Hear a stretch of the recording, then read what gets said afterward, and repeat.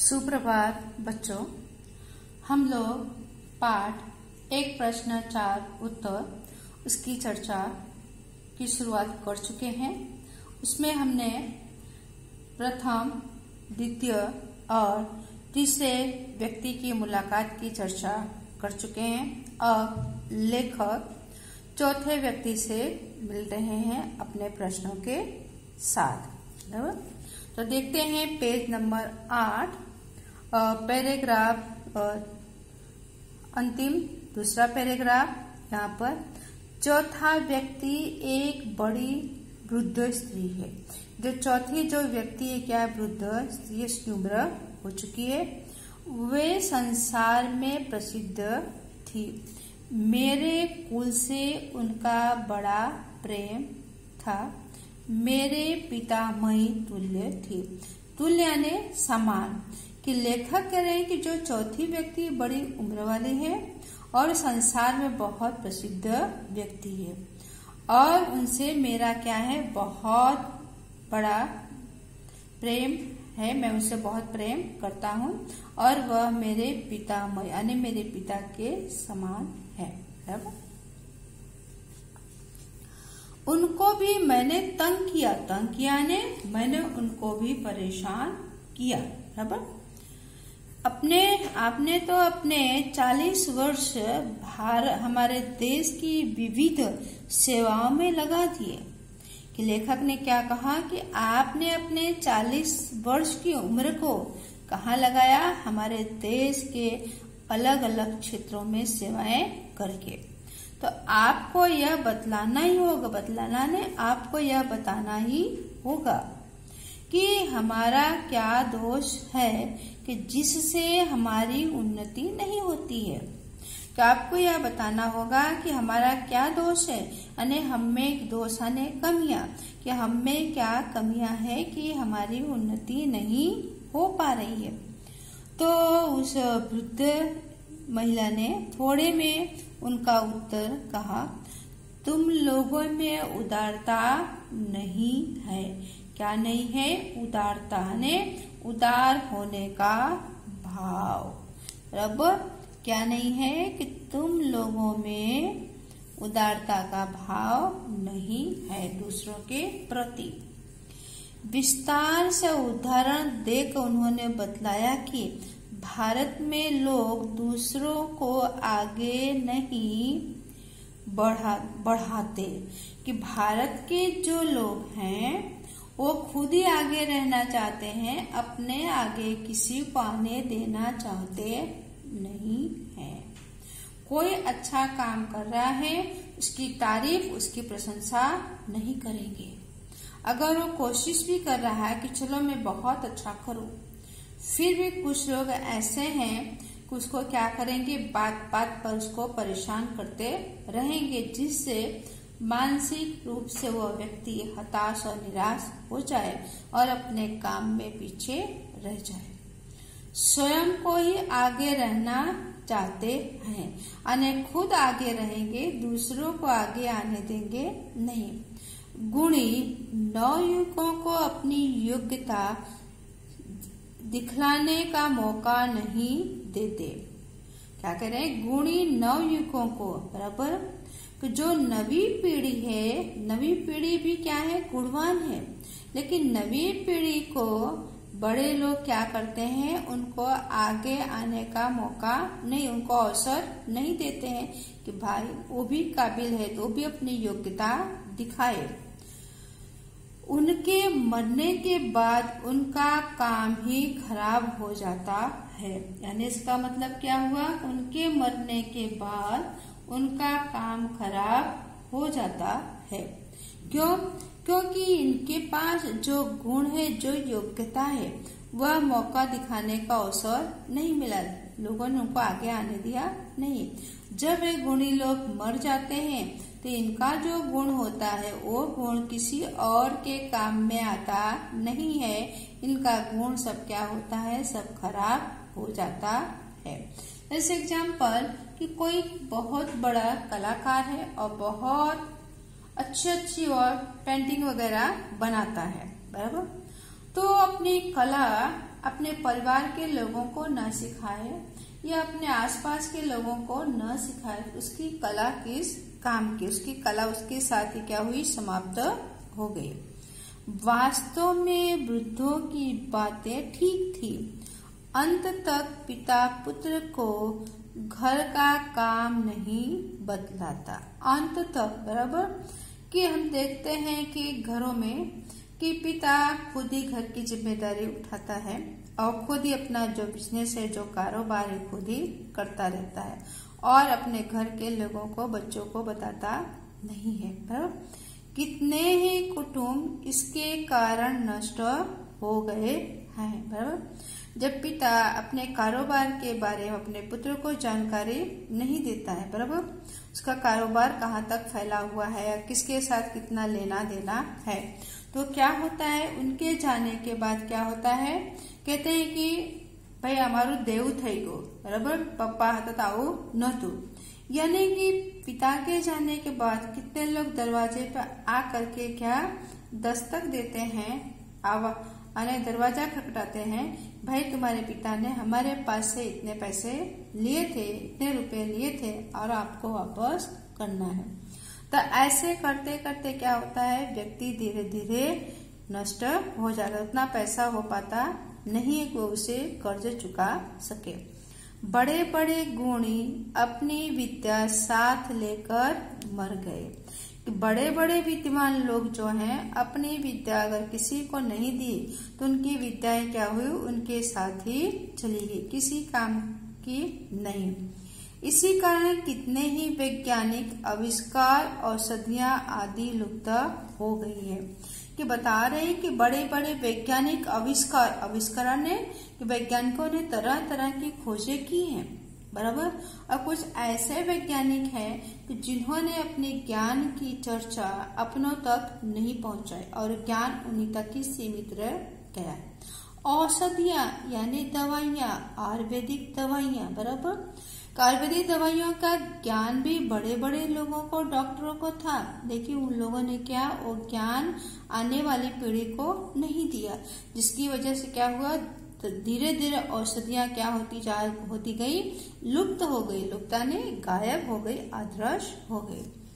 पेशे में इतनी प्रतिद्वंदिता हो गई है, पेशे यानी धंधे में, बराबर, कि लोगों का जो धंधा है, जो व्यापार है, बराबर, क्या हो गया है, प्रतिद्वंदिता आने मुकाबला, बराबर, कि हर एक व्यक्ति का जो बिजनेस है, बराबर, कि सभी अपने बिजनेस को एक से बढ़ करके एक सबसे आगे निकलने की कोशिश कर रहे हैं।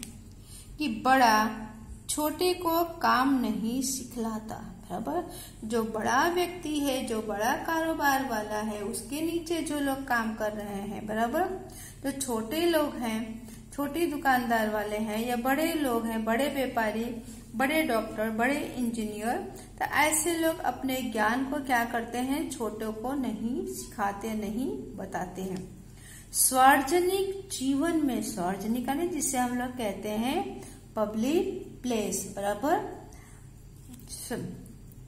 जीवन में इतनी क्या है, विवशता दिख पड़ती है। विवशता ने क्रूरता, कि जीवन में हम देखते हैं कि चारों तरफ पब्लिक प्लेस में, समूह में, बराबर, जनता में, ये सब देखने के बाद हमारे मन में क्या होता है, एक तरह की घृणा, नफरत पैदा होने लग जाती है। कि चित्त व्याकुल, चिताने मन क्या होता है, पूरी तरह से व्याकुल हो जाता है। कितना काम बिगड़ता है, इसकी तरफ ध्यान नहीं दिया जाता है।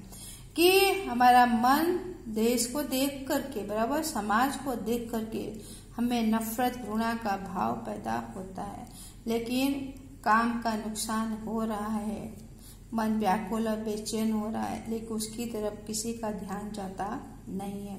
तो बच्चों, हम लोगों ने चार यहाँ पर एक प्रश्न 4 उत्तर किए और एक प्रश्न 4 उत्तर का पूरा सारांश इस तरह है, हम देखते हैं अभी, बराबर।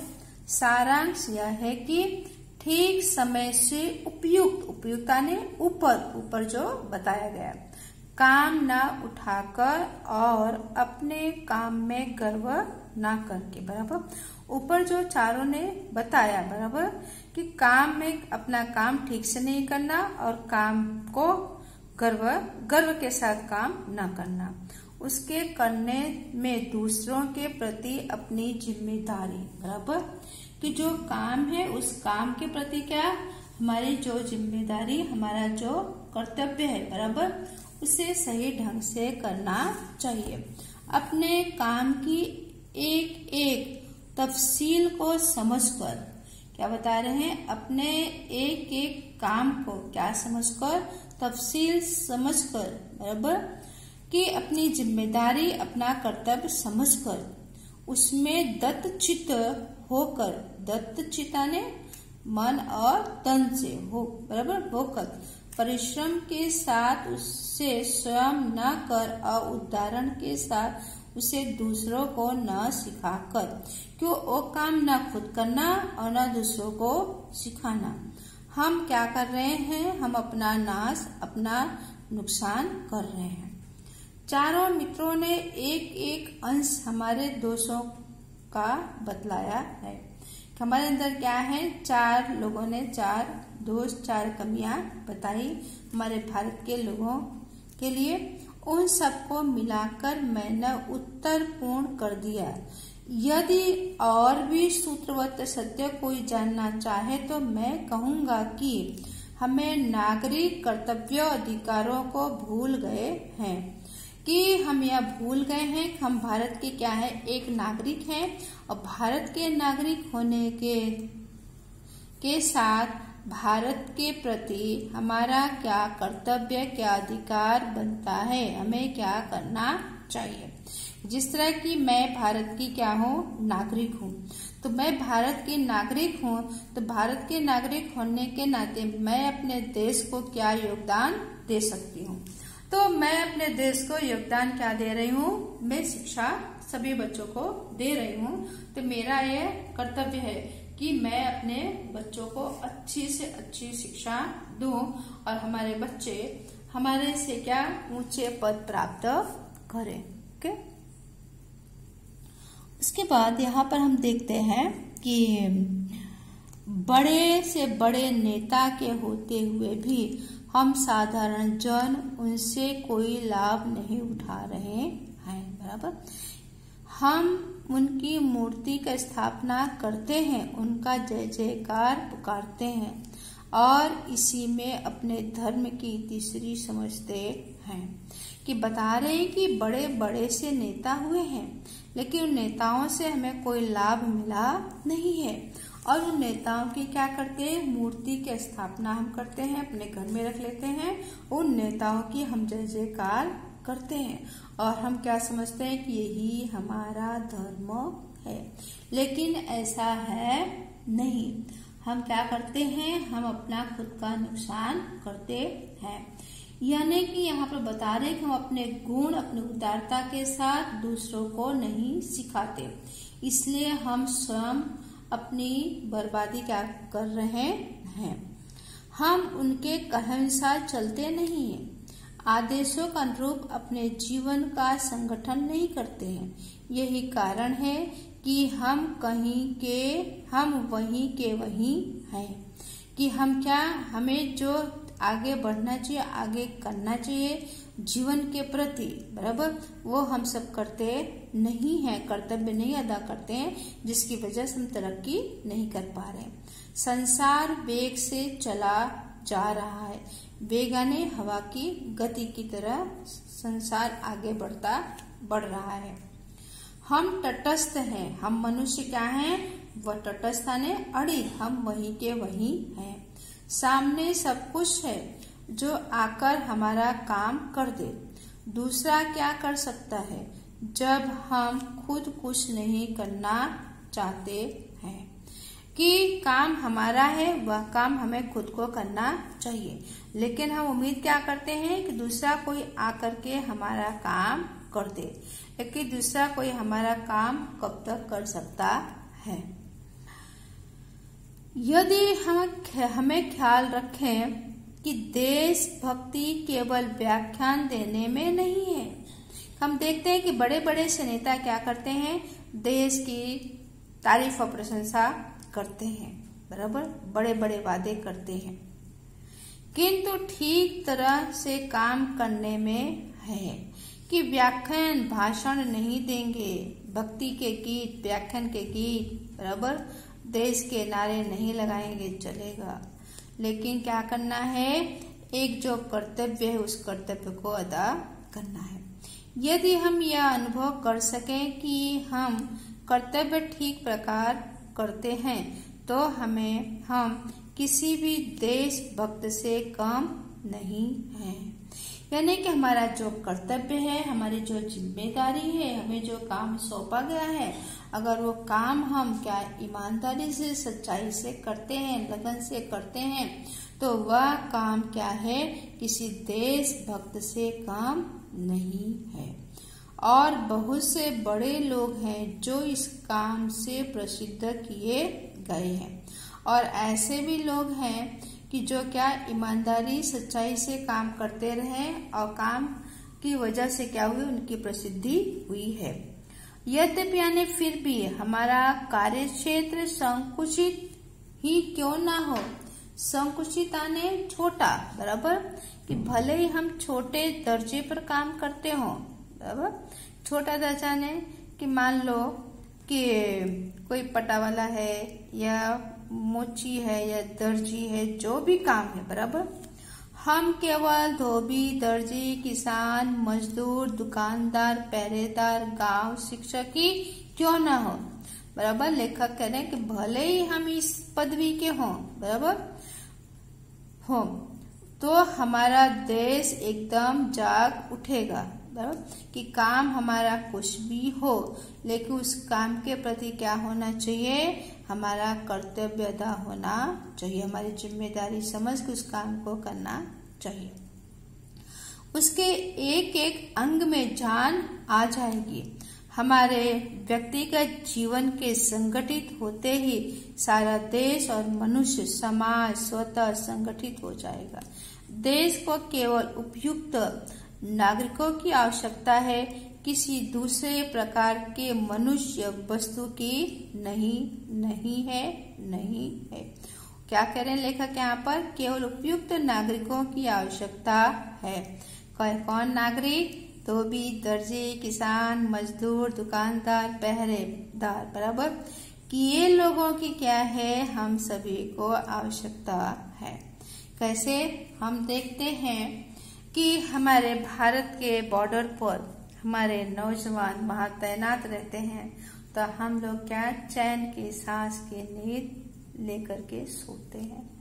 धोबी देखो जो कपड़ा धोता है, प्रेस करता है, दर्जी, अगर दर्जी कपड़ा ना बनाए, किसान अपने खेतों में अनाज वगैरह उत्पादन ना करे, मजदूर जैसे कड़िया है, बढ़ई है, लोहार है, बराबर, निम्न स्तर के जो काम करने वाले लोग हैं, तो ये सब जितने भी लोग हैं, ये सब क्या है, ये सब हमारे जीवन के लिए बहुत महत्वपूर्ण है। तो लेखक ये कह रहे हैं कि इस बात को और सरल ढंग से बता रहे हैं कि हम नागरिक कर्तव्यों अधिकारों को भूल गए हैं। हम बड़े से बड़े नेता के कहानुसार नहीं चलते, उनके आदेशों के अनुसार अपने जीवन का संगठन नहीं करते। यही कारण है कि हम वहीं के वहीं हैं, हमारा देश उन्नति नहीं कर रहा है। तो बच्चों, आज यहाँ पर पाठ 4 समाप्त हुआ और आने वाले समय में इस पाठ के प्रश्नों की चर्चा हम करेंगे और आपको इस पाठ के शब्दार्थ अपनी नोट में सुंदर अक्षरों में लिखना है। धन्यवाद।